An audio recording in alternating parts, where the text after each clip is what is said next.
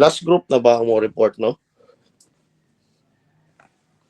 Yes, sir. Muna niya siya ang last topic. Ako lang confirm. Anyone?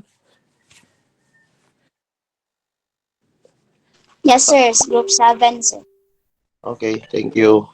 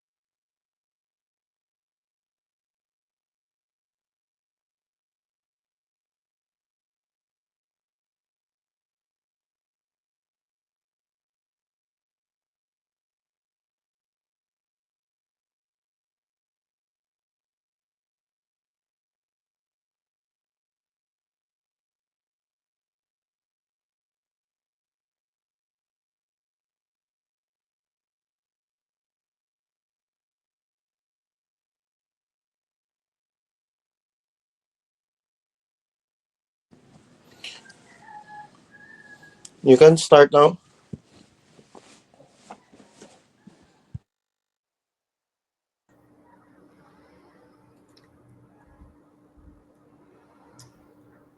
Good morning, everyone. This is the continuation of our last report, last meeting. So, the function of different government agencies, DOTR, LTO, LTFRB, DPWH, and LGU. First is the Department of Transportation. So, Department of Transportation refers to the government agencies responsible for overseeing and implementing policies, project, and program related to transportation within the country. The DOTR plays a crucial role in developing and maintaining the efficient, safe, and sustainable transportation system, including road networks, public transportation, aviation, and maritime infrastructure. So, what is the function of DOTR? First is the policy formulation and planning. The DOTR develops and implements policies, plans, and programs to promote sustainable transportation development. Next is the regulation and supervision. The department of the department regulates and supervises all transportation modes, ensuring the compliance and national and international standards. Infrastructure development. The DOTR oversees the planning, construction, maintenance, and modernization of transportation infrastructure such as road, bridges, railways, airport, and seaports. Next is the public transport and services. The department the department works to improve and expand public transportation options such as buses, train, ferries, making them more accessible, reliable, and efficient for the commuting public. Next is the traffic management. The DOTR implements traffic management and control measures to reduce congestions and improve traffic flow in urban and rural areas. Includes the development of intelligent transportation system and other innovative solutions. The other function also is the safety and security. Ensuring safety and security of all transportation modes is a top priority of DOTR. The department sets and enforces safety standards, conduct inspections, and investigate transportation-related accidents and incidents. Their function also is the environmental sustainability. DOTR promotes environmentally sustainable practices in the transportation sector, including the reduction of greenhouse gas emissions and adoption of green technologies. It aims to mitigate environmental impact of transportation activities. And also, the function also is coordination with other agencies. The Department of Transportation collaborate with other government agencies, local government, and private stakeholders to create a cohesive and integrated transportation system.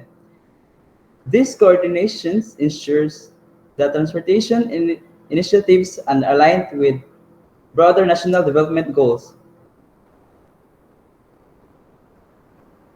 So here are the agencies under the DOTR. These include Land Transportation Office or LTO, Land Transportation Franchising and Regulatory Board or LTFRB. Next is the Philippine National Railways, PNR, Civil Aviation Authority of the Philippines, Manila International Airport Authority, Philippine Port Authority, and Maritime Industry Authority.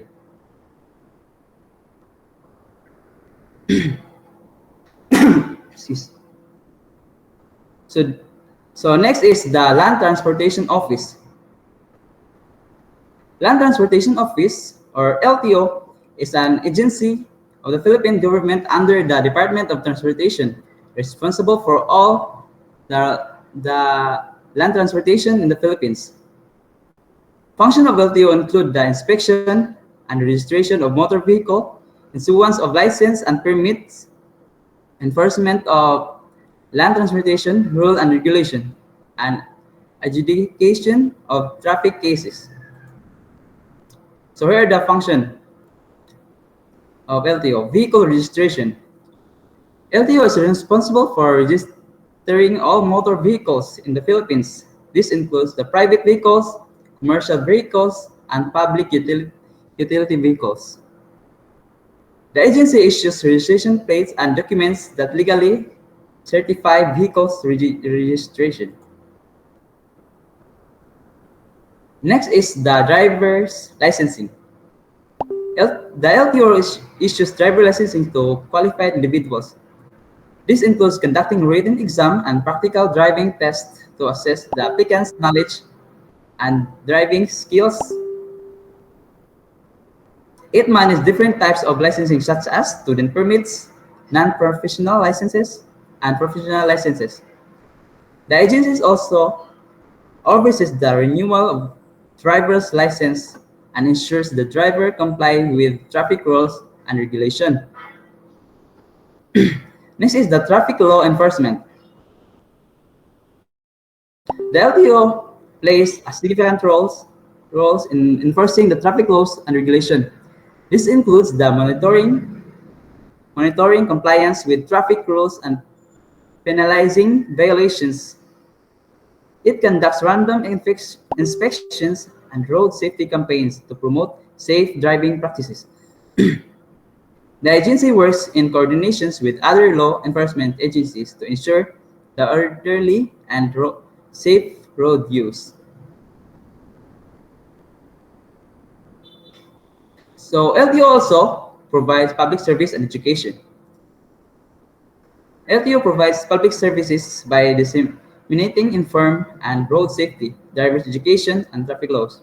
It conducts seminar, workshops, and awareness campaigns to educate the public about the importance of safe driving and compliance with traffic regulation.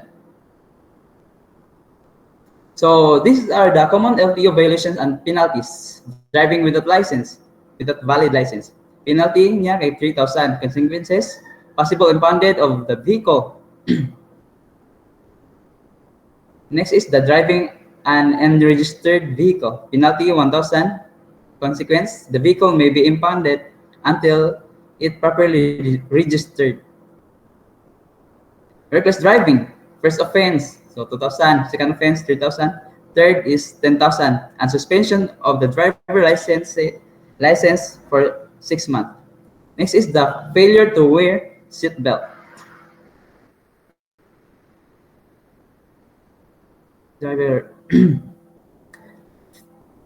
Driver 1,000 for the first offense, 2,000 for the second offense, and 5,000 for the third offense. For the passenger also is 1,000 pesos.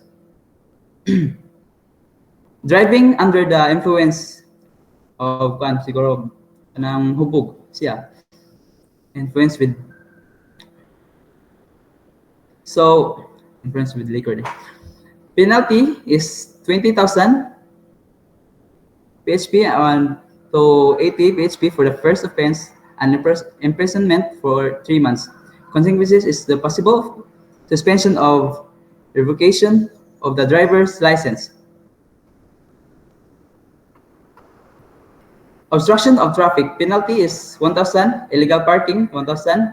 Failure to use child safety restraints penalty is 1,000 for the first offense and 2,000 for the second offense. 5,000 for the third offense. Violation of number coding SIM penalty is 500. Next is the overloading 1,000. And next is the unauthorized modification of vehicle 5,000. Consequences: vehicle may be impounded until it restored to its original state. Next is the Land Transportation Franchising and Regulatory Board, or LTFRB. So LTFRB is a government agency in the Philippines that oversees and regulates the public and transportation services. Its primary role is to ensure that public utility vehicles operate safely, efficiently, and compliance with the established laws and standards. So here are the functions of LTFRB. First is the issuance of franchises. The LTFRB grants franchises of certificate of public convenience to operators of PUV, such as buses, jeepneys, taxis, and ride-hailing services. These franchises legally authorized to provide transportation services on specific roads under the certain condition. Next is the regulation of fares. The LTFRB sets and regulates the fares of public transportation to ensure they are fair and reasonable for both operators and passengers. The agency conducts the fare reviews and adjustment based on the factors like fuels, prices, inflation, and cost of vehicle maintenance.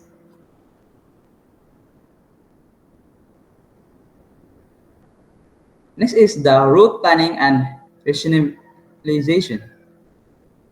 The LTFRB is involved of route planning and rationalizations to ensure the efficient and effective public transportation services. This process helps to minimize the traffic congestions and ensure that the transportation services meet the needs of commuting public. Next is the monitoring and enforcement. The LTFRB also monitors the operations of PUVs or public utility vehicles to ensure the compliance with the regulatory standards and franchise conditions. Next is the safety and services standard. The LTFRB sets and enforces safety standards for PUVs to ensure the passengers' safety. This includes regular vehicle inspections, compliance with the road worthiness requirements, and the adherence of safety protocol.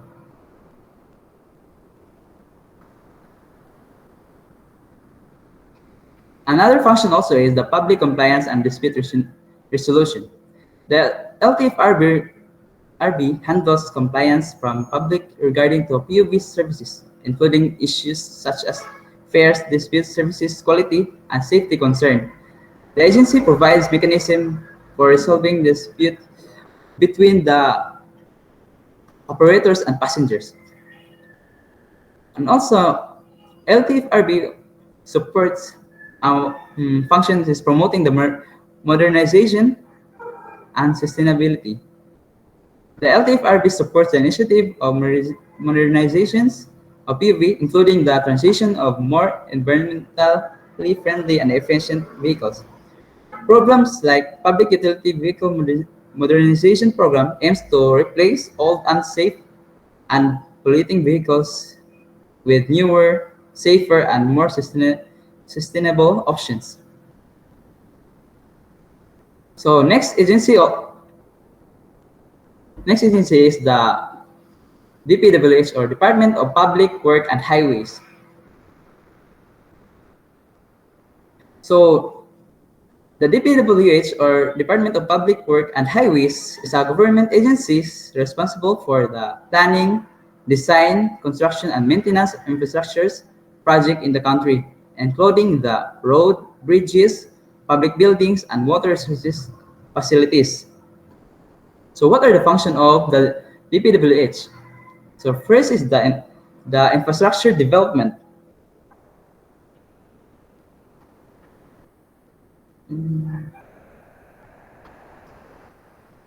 Road and highways. The DPWH is responsible for construction and maintenance of the national roads and highways. For the bridges also, the department designs constructions and maintains the bridge to ensure that they are safe and capable of handling traffic loads. Bridges are crucial for the connecting different regions, thus facilitating trade and travels. Next function is the flood control and drainage system. The DPWH develops and maintains the flood control system and drainage infrastructures to mitigate the impact of flood and protect the communities and agricultural areas from water damage. Next is the public building constructions.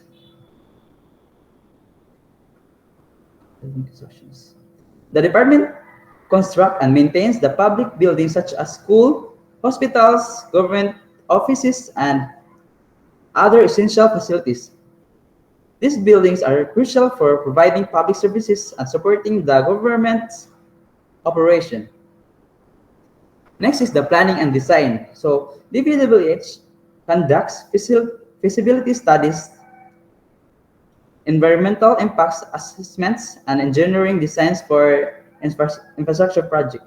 These activities ensures the projects are viable, sustainable, and cost-effective before construction begins. Next function is the quality control and construction management. The DPWH oversees the implementation of infrastructure projects, ensuring that they adhere to specifications and completed on time and within budget. The department enforces strict quality control to ensure the safety and durable of public works. Another function also is the regular maintenance. So DPWH is tasked with the regular maintenance of infrastructures to ensure they remain functional and safe. This includes the road inspections, repairs, and upgrades to prolong and lifespan roads, bridges, and other structures. Next function of DPWH is that is disaster response and rehabilitation. In the event of natural disasters such as typhoon, earthquake, and floods, the DPWH plays a critical role in the assessing damage and conducting rehabilitation efforts. The department works swiftly to repair and reconstruct the damaged infrastructures, ensuring the essential services and transportation routes and restore quickly. Next is the policy formulation and regulation. The DPWH formulates policies, guidelines, and standard related to the infrastructure development and public works. These regulatory functions to ensure that all public infrastructures project meets the national and international standard for safe, quality, and efficient and efficiently. Next is the environmental sustainability. The DPWH integrates the environmental consideration into its planning and executions of infrastructure projects. These include ensuring the compliance with the environmental laws and adopting sustainable construction practice to minimize the environmental impact. Next, government agency is the local government unit. A local government unit in the Philippines refers to the administrative divisions that provide local governance. LGU are the fundamental units of the government within the country, designed to manage the local affairs and provide essential public services and communities such as public health, education, transportation, and public safety. These entities are tasked with bringing the administration closer to the people by delivering essential public services and spearheading regional development initiatives. They are categorized into three main levels. These are the provinces and the independent cities, component cities and municipalities, and barangays.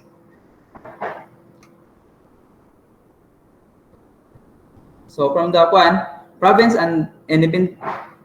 and independent cities, these are the largest unit endowed with broader powers and responsibilities. They manage wide arrays of administrative, fiscal, and development function. Next is the component cities and municipalities. Nested within the province, these units handle localized services, playing a significant part of the governance and development of their areas. Next is the barangay, representing the smallest administrative units. The barangay focus on delivering basic community services such as sanitation, public order, and grassroots governance. So LGU implement variety of programs aimed at improving the quality of life of their constituents. This include health services, establishing clinics and health centers to provide medical care and health education. Next is the education initiatives. They support local schools and scholarship programs. Next is the infrastructure development, building and maintaining road, bridges, and public facilities. Next is the social welfare, offering the aid of support to the vulnerable and marginalized sectors of the community.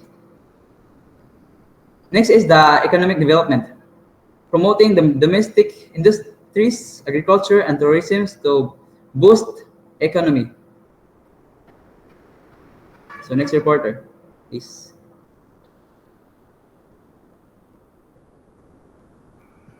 So yes, good morning everyone. So to continue the discussion of group 6, I will be discussing the types of intersection and its design and usage. So first, let's define what is road intersection. I'm sorry, madungog ra ko? Yes.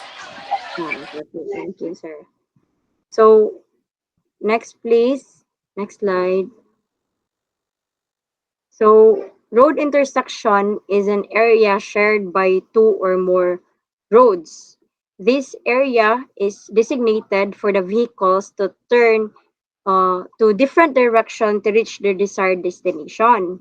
This is because vehicles moving in different directions wants to occupy the same space at the same time. That's why there is the existence of road intersection.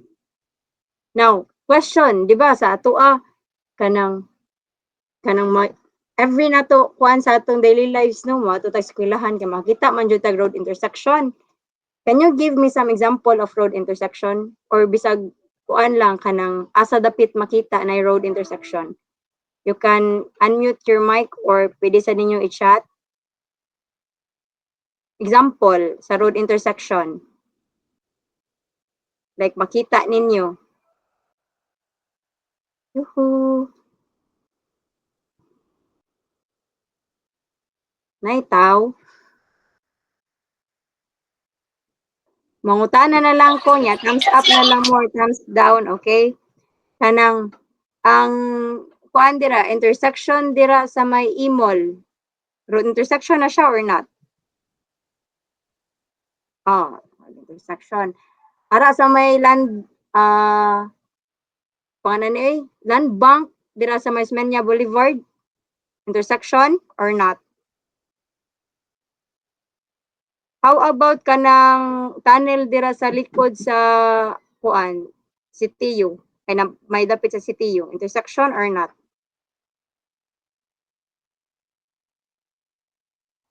Guess lang, okay raman, wala ray wrong ang sayo. So intersection? Okay. How about mga kuan kanang overpass? Intersection na sila or dili?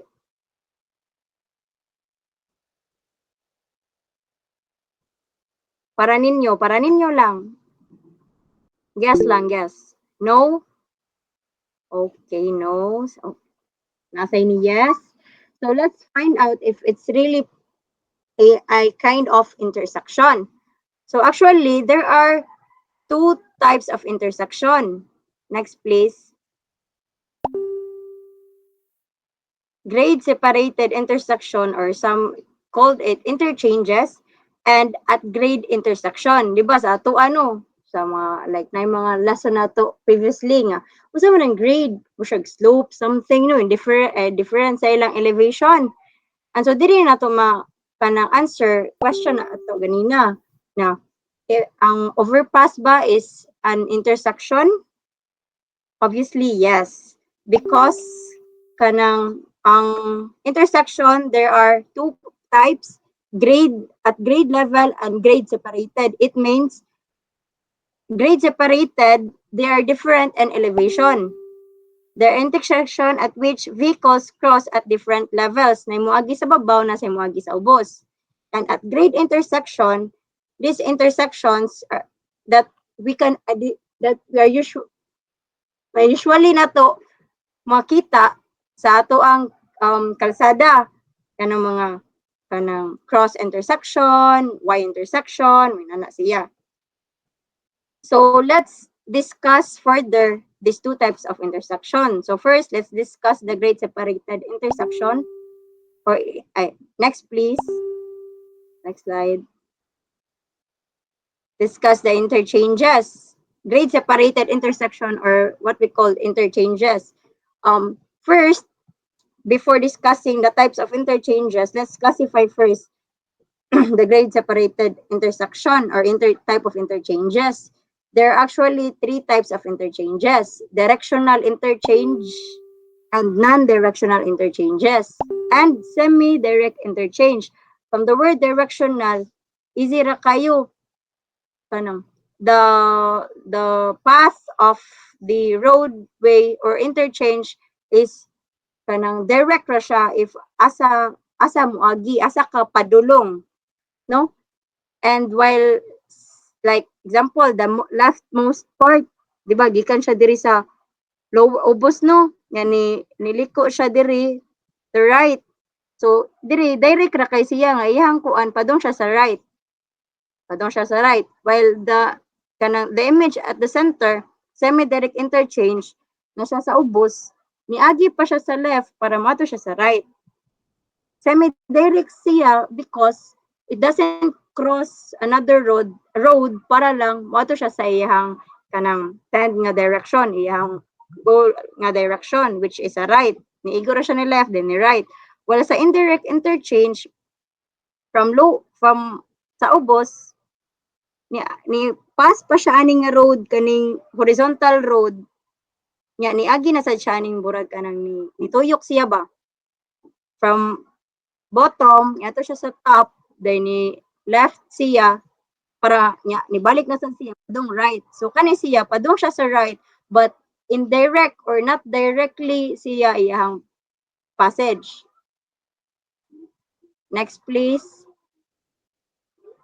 So now let's discuss the type of grade separated intersection, or some called it katong under nga mga kuan kay interchanges.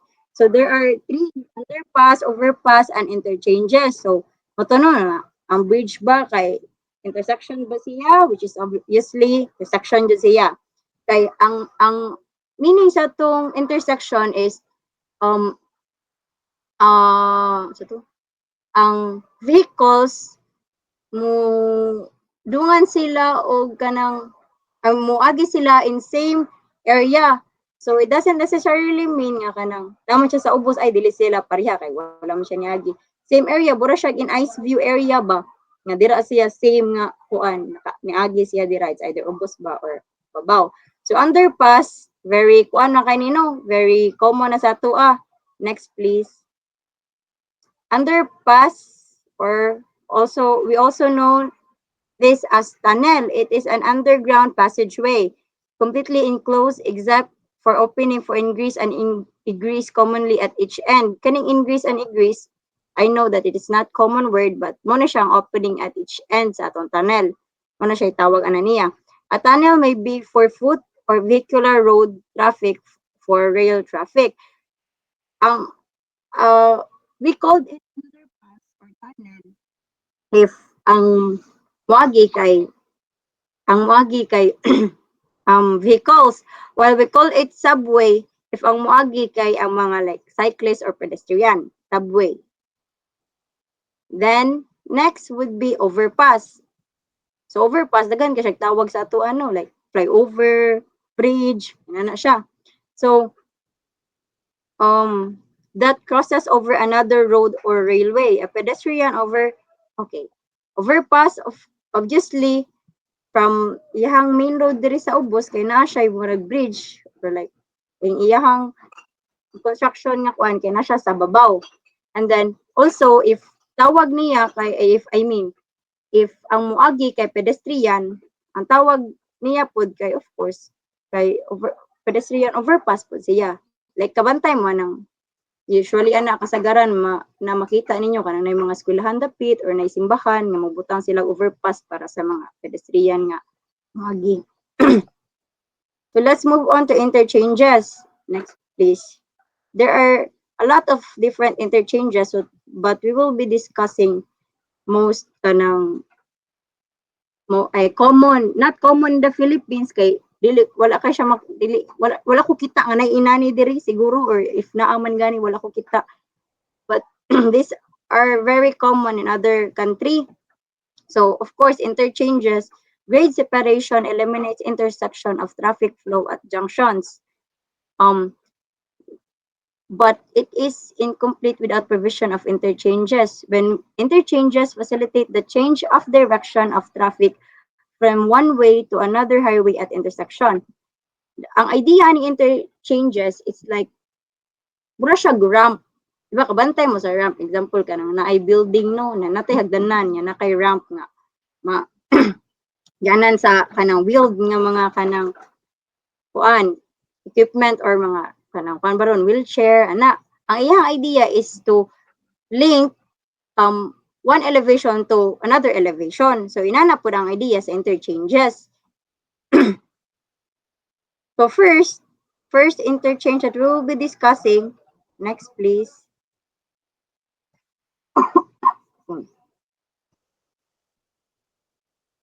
is trumpet interchanges. At the image, klaro ra kay siya no nga trumpet siya no kay yan design palandaan trumpet-like na siya. This involves at least one loop ramp kanang nakaana siya sa iyang trumpet nga kaning kuan. Sa upper part, one loop ramp connecting traffic either entering or leaving the terminating expressway with the four lanes of the continuous highway. The purpose of this is not to kanang dili ma-obstruct dahil wala conflict of traffic flow gani, dili siya ma-stop ba, continuous traffic flow muna siya dire. na ay kuan diri. Dianan, dili na ko may tato siya kuano kanang matudlo na ko siya kung asa moagi but yalis siya. But, ang idea ani niya kay mo-enter siya diri, ay mo-enter siya any kanang kuan sa road, port sa road, then mo exit siya with no traffic kuan. Mo na siya pinaka main purpose niya. Actually sa interchanges kay mao jud ang iyahang goal kanang kuan siya ma free ride iyahang flow sa traffic ba dili ma-interrupt gani. Next please. Next would be Diamond Interchange. Same as the Trumpet interchanges kay kuan sad siya diamond like sad iyang kanang kuan diamond like sad iyang design. It is common type of road junction used where a freeway crosses a minor road. Kaning na ang highway westbound ano siya highway eastbound mo ni siya ang freeway ang minor road ani kaning complicated sa babaw mo ni siya diri I mean naka vertical. The Diamond Interchange uses less space than most types of freeway interchange. Dili man siya kuano kanang sa makita nato sa image, you cannot really imagine nga kani siya less ra space kung imo ko siya compare sa other interchanges. But ang disadvantage man gud ani niya kay diri sa minor road kaning naka vertical nga road kay kuan iyang traffic congestion. Diri siya. Daghan mo exit, daghan mo entry niya. Napadyo siya traffic lights in between. Next, please. Next would be Cloverleaf interchanges. Same ra gihapon sa interchanges nga port kay dali ra nimo siya ma-determine sa iyang structure. Kung nakapangano sad siya sa iyang design ba. A Cloverleaf interchange is a four-leg junction where left turns across opposing traffic are handled by non-directional loop ramps. Diba, when you say non-directional kay dili siya largo kung asa ka padung nga path no magtuyok pa ka until adto ka sa imong kanang gi-desire nga direction. Mo na siya daghan siya pwede ka makatuyok daw. Kani siya very nice kung ako lang personally kung imo siyang tan-aw no masubayon nimo ang iyang kan ba kung iyang system sakto lang. Burag yung traffic, dili jud siya ma-interrupt sa continuous but ang pinakakuan lang day ani kanang doon ako sakto akong pag sabot sa weaving nga kanang term kana ganing naay kanang flow sa kanang vehicle no nya naay mokalit og kanang sud ana nga flow na siya mo sa ni siya issue ani niya kay naay flow anang vehicle in kanang usa ka direction nya naay mo interrupt sud ana pwede siya like mag-bump, magkuhan sila, magbangga, gani, rare bump. Sige, next please. If not a Cloverleaf interchange, na po tayo partial Cloverleaf. So from the word partial, tunga ra siya sa Cloverleaf. Nara siya dira, patunga ra siya. It is a modification that combines some elements of a diamond interchange and a Cloverleaf to eliminate only the more critical turning conflicts. Kani siya sa partial Cloverleaf kay kuan na ni siya gi-modify na ni siya nga design from both Cloverleaf ug the diamond para mas mas ang flow niya kay mas convenient os mas safer pud. Next please. Next is the directional interchanges.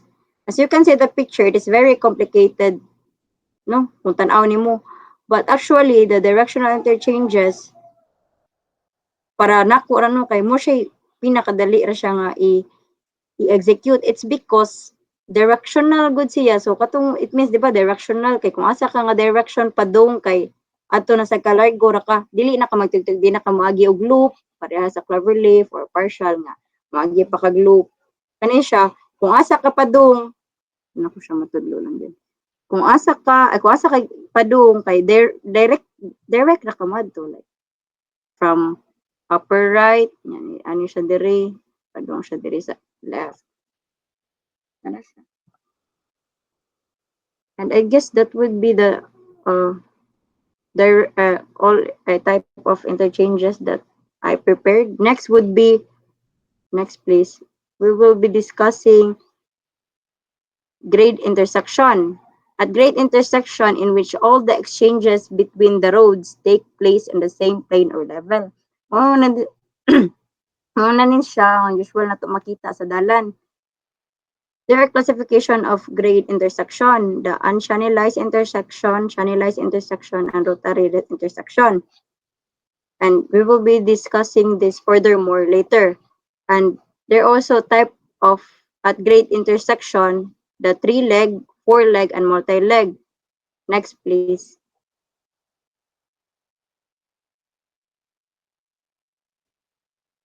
So this or the picture, this is the image of the type of katong kuan grade at grade intersection, no?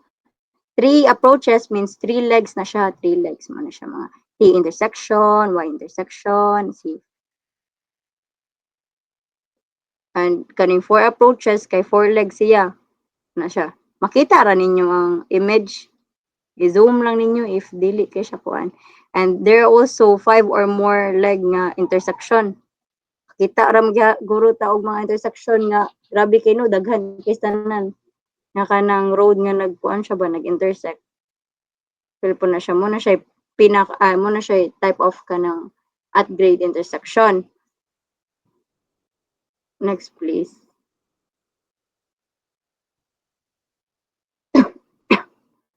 Sorry. Saan siya?